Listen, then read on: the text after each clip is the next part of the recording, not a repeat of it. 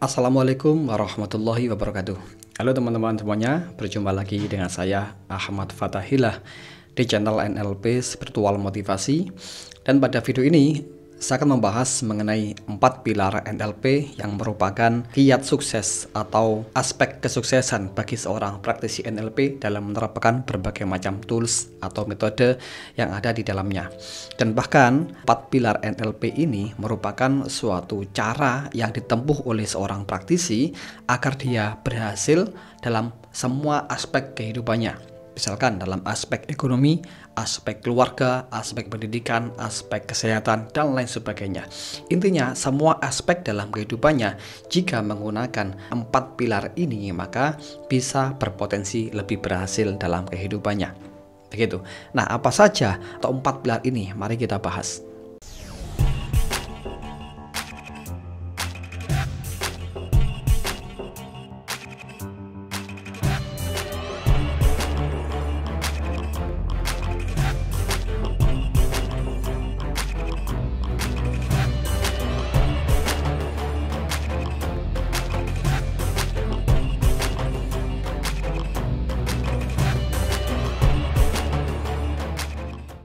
Yang pertama adalah outcome, kedua adalah building rapport, ketiga adalah sensory acuity, kemudian yang keempat adalah behavior flexibility.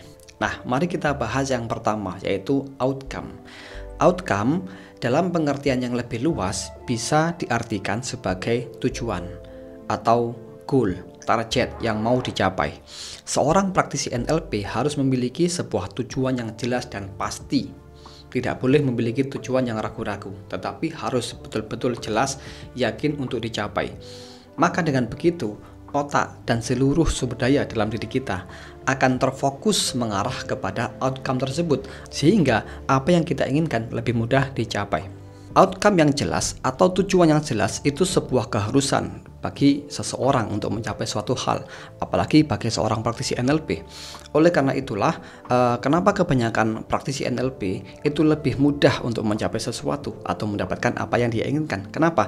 Karena dia sudah mengerti apa tujuannya yang benar-benar dia inginkan itu.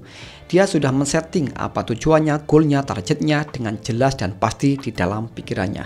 Artinya dia bisa memprogram ke dalam pikirannya atau ke dalam bawah sadarnya apa yang betul-betul diinginkannya, apa yang betul-betul dibutuhkannya, sehingga sumber daya dalam dirinya atau yang ada di luar dirinya akan membantu mewujudkannya, membantu merealisasikan apa yang diinginkan tersebut. Nah, inilah pentingnya kita belajar NLP ini, supaya kita mampu untuk mencapai sesuatu dengan cara yang lebih mudah, lebih menyenangkan, dan tentunya berpotensi kita dapatkan dengan lancar, begitu. Nah, oleh karena itu tahap awal untuk mencapai sesuatu kita harus bisa memastikan terlebih dahulu apa outcome yang kita inginkan, apa tujuan yang pasti dan jelas yang betul-betul kita inginkan, gitu. Saya punya sebuah cerita menarik nih, lucu, dan tentunya ini menjadi sebuah pelajaran bagi kehidupan kita. Saya pribadi dulu pernah mencari sebuah alat perasan jeruk. Sudah lama alat ini tidak saya gunakan, kurang lebih 1 tahun ya. Alat ini saya gunakan ketika saya membeli jeruk peras, gitu. Saya gunakan lagi dan saya cari-cari di mana tempatnya, lupa. Nah, yang membuat lucu adalah saya lupa bagaimana bentuk alat peras tersebut. Nah, karena lupa, saya mencari kesana kemari di rak piring-piring, tidak menemukan, bahkan sampai kurang lebih setengah jam ya, bayangkan itu. Kemudian saya coba mengingat-ingat bagaimana sih bentuknya alat perasan jeruk ini. Karena ya maklum sudah lama tidak saya gunakan, jadi lupa gitu. Lupa naruhnya ya. Selain itu juga lupa bentuknya, maka sangat sulit untuk saya dapatkan. Dan ketika saya menemukan alat tersebut, lucunya adalah ada tepat di depan saya, hanya ketutup dengan satu lepek atau ketutup dengan barang-barang yang lain gitu.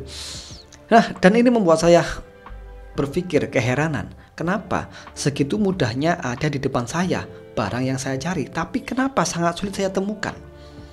Nah, ini menjadi sebuah pembelajaran bahwasanya kalau kita mencari sesuatu, ingin mendapatkan sesuatu, tapi kita nggak tahu apa yang kita cari, kita nggak tahu apa yang kita inginkan, kita nggak tahu apa yang betul-betul kita butuhkan, maka itu membuat kita sulit untuk menemukannya atau sulit untuk mencapainya, begitu.